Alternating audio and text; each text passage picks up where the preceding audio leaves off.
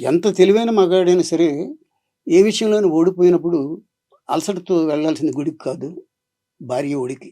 ఆ! ఆ! అంటే ఇలాంటి ఏమి కొటేషన్స్. కొటేషన్స్ ఇస్తున్నారండి. ఓ ఆ తర్వాత ఇంకోటండి, నాన్న ప్లేసు చాలా తక్కువ చేసి మాట్లాడుతుంటారు కదా! కొటేషన్స్‌లో చాలామంది రియాక్షన్ నాకు ఇప్పుడు కూడా నేను రాస్తుంటే సరదాగా అప్పుడప్పుడు చిన్న కాయినింగ్ చేసిన పదాలను ఎంత ఇష్టపడంటే, ఎప్పుడూ అమ్మకి అమ్మకి ఒక భాగం, ఒక అవయవం బయటకొచ్చింది. అంతే తప్ప అవును. అంతకు మించి ఇంక డిఫైన్ చేయలేను. ఎప్పుడూ ప్రేమిస్తూనే ఉంటది. అయితే తండ్రి చాలా తొందరగా శత్రువయిపోతాడు. ఎందుకంటే కరెక్ట్ చేయడానికి ట్రై చేస్తాడు.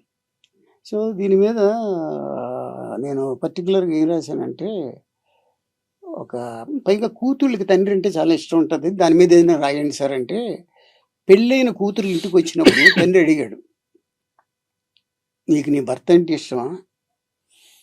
నేనంటే ఎక్కువ ఇష్టమా?" అడిగితే కూతురు షాక్ అయింది. జవాబు చెప్పాలమ్మా అంటే, "నిన్ను చూసినప్పుడు నా భర్తను మర్చిపోతాను. నా భర్తతో మాట్లాడుతుంటే నిన్ను గుర్తు చేసుకుంటాను."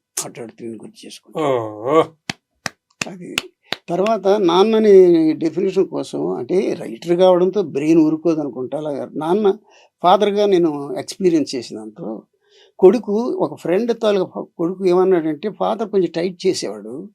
మంచి పొజిషన్‌కెళ్ళాడు సాఫ్ట్‌వేర్ ఇంజినీర్‌గా.